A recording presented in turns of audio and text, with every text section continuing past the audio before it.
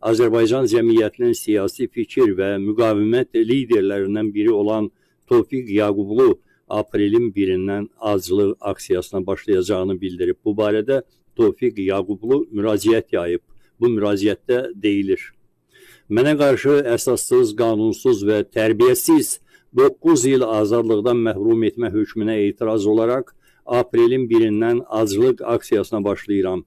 Bilirəm ki, bu çox çətin olacaq. Eyni zamanda bir çox dostlar bu addımımı təqdir etmirlər. Bununla belə mən bu addımı atmaqda qərarlıyam. İndi 65 yaşın içindəyəm. İlham Əliyevin planına görə mən həbsxanadan 74 yaşında çıxmalıyam. Ancaq mənim bu qədər yaşayacağıma heç bir zəmanət yoxdur. Xüsusilə də həbsxana şəraitində. Digər tərəfdən, həbsxanada ölməsəm belə ömrümün son illərini niyə həbsxanada keçirməliyəm? Mənə qarşı ləyaqətsizcəsinə, şərəfsizcəsinə şər atılıb və saxta ittihamlarla qanunsuz olaraq həbsdə saxlanılıram. Hər kəs bilir ki, mən siyasi fəaliyyətimə görə həbs olunmuşam. İndi mən katapultu olmayan, təyyarəsi vurulmuş hərbi pilot vəziyyətindəyəm.